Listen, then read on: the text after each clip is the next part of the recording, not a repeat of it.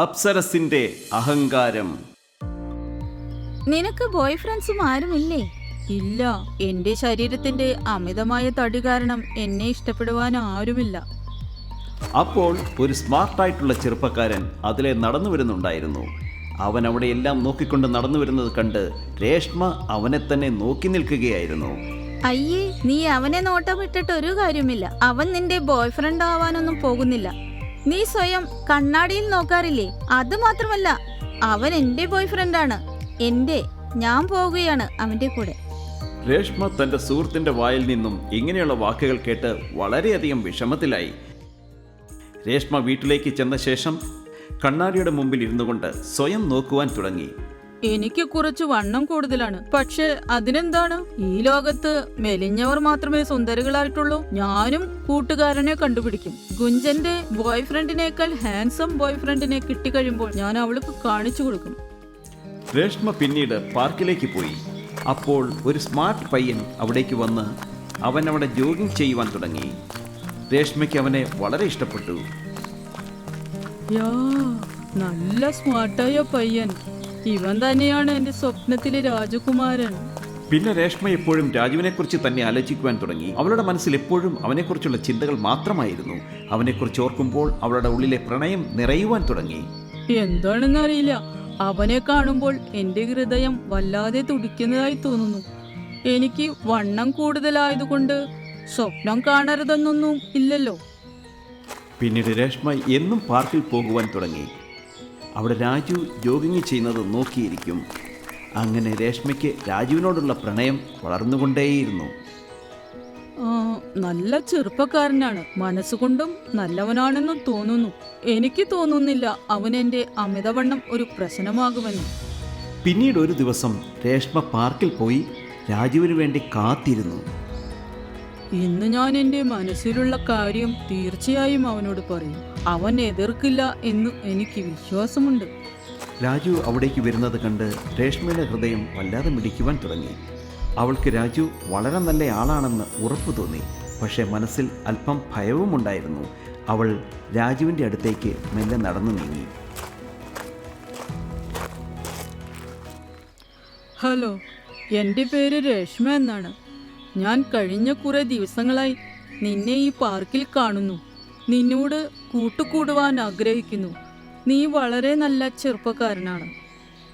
ഇത്രയും കേട്ട ശേഷം രാജു ദേഷ്യത്തിൽ അവളോട് ഇങ്ങനെ പറഞ്ഞു. ഏയ്, നീ എന്താണ് ഈ പറയുന്നത്? നീ കണ്ണാടിയിൽ നോക്കാറില്ല. ഞാൻ ഇത്രയും തടിയുള്ള നിന്നോട് കൂട്ടിനില്ല. തടിയുണ്ടെങ്കിൽ എന്താണ്? ഞാൻ സുന്ദരിയല്ലേ? മനസ്സുകൊണ്ടും ഞാൻ നന്മയുള്ളവളാണ്. രാജു ദേഷ്യത്തിൽ രേഷ്മയെ തള്ളി മാറ്റിയിട്ട് അവിടെ നിന്നും പോയി. മാറി നിൽക്ക്. എന്നോട് കൂട്ടുകൂടുന്നതിനെ പറ്റി നീ എങ്ങനെയാണ് ചിന്തിച്ചത്? നിന്നേക്കാൾ നല്ലത് എൻ്റെ വീട്ടിലുള്ള വേലക്കാരിയാണ്.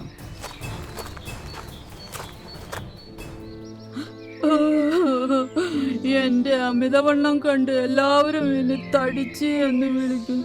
പക്ഷെ നീ എന്നെ ഇങ്ങനെ വിളിച്ചുകൊണ്ട് എന്നോടിങ്ങനെ പെരുമാറുമെന്ന് ഞാൻ ഒരിക്കലും വിചാരിച്ചില്ല.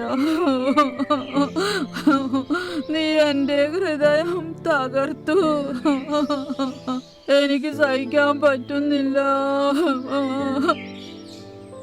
രാജുവിൻ്റെ വാക്കുകളും പെരുമാറ്റവും കാരണം രേഷ്മ വളരെയധികം ദുഃഖിതയായി. അവൾ കരഞ്ഞുകൊണ്ട് ഒരു നദിയുടെ തീരത്തെത്തി. ഞാനിനി ജീവിച്ചിരിക്കില്ല. എല്ലാവരും എന്നെ കളിയാക്കിക്കൊണ്ടേയിരിക്കും. ഇതെല്ലാം ആലോചിച്ചുകൊണ്ട് അവൾ നദിയിലേക്ക് ചാടുവാൻ തുടങ്ങിയപ്പോഴേക്കും അവിടെ ഒരു അപ്സരസ് പ്രത്യക്ഷപ്പെട്ടു. നിൽക്കൂ, നീ അങ്ങനെ ചെയ്യരുത്. നീ എന്തിനാണ് എന്നെ മരിക്കുന്നതിൽ നിന്ന് തടയുന്നത്? എനിക്കിനി ജീവിക്കണമെന്നില്ല. നിന്നെ ഞാൻ മരിക്കുവാൻ അനുവദിക്കില്ല. പക്ഷെ എന്തിന്? നിനക്ക് ഞാനൊരു കഥ പറഞ്ഞു തരാം. നീ ഒരു മാലാഖയാണ്. ലാപരി എന്ന പേരിലാണ് നീ അറിയപ്പെട്ടിരുന്നത്.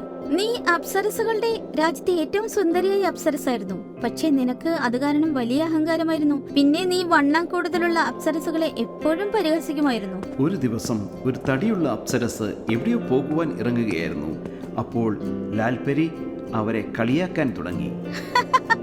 നോക്കൂ നോക്കൂ, തടിച്ച ദേവത വന്നു. തടിച്ച് നോക്കൂ, നീ എന്നെ ഇങ്ങനെ കളിയാക്കരുത്, അല്ലെങ്കിൽ ഇത് കേട്ട തടിയുള്ള അപ്സരസിന് ഭയങ്കര ദേഷ്യം വന്നു.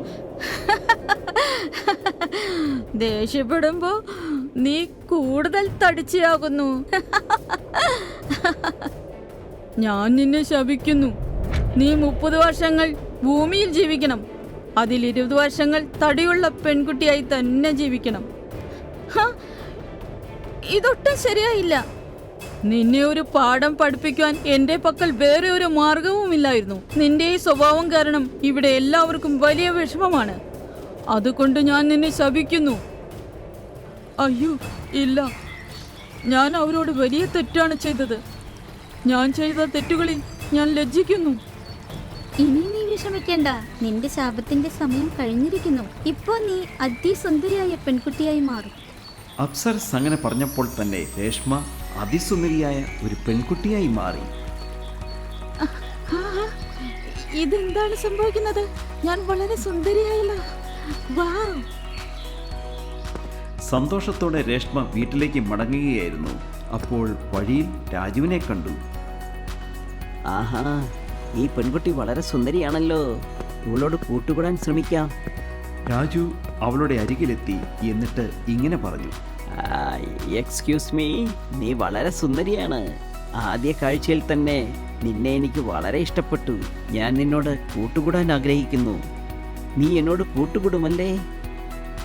രാജുവിൻ്റെ സംസാരം കേട്ട രേഷ്മയ്ക്ക് വളരെ ദേഷ്യം വന്നു.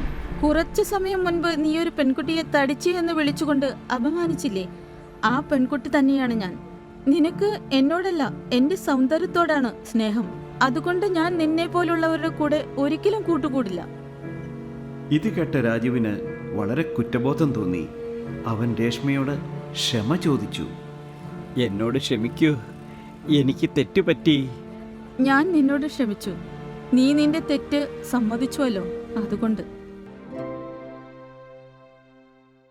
നിങ്ങൾക്ക് ഞങ്ങളുടെ വീഡിയോസ് ഇഷ്ടമാകുന്നുണ്ടെങ്കിൽ അവ ലൈക്ക് ചെയ്യൂ, ചാനൽ സബ്സ്ക്രൈബ് ചെയ്യൂ. പിന്നെ ഞങ്ങളുടെ കാർട്ടൂൺ ഷോസ് ഏറ്റവും ആദ്യം കാണുവാനായി ബെൽ ഐക്കൺ അമർത്താൻ മറക്കരുത്.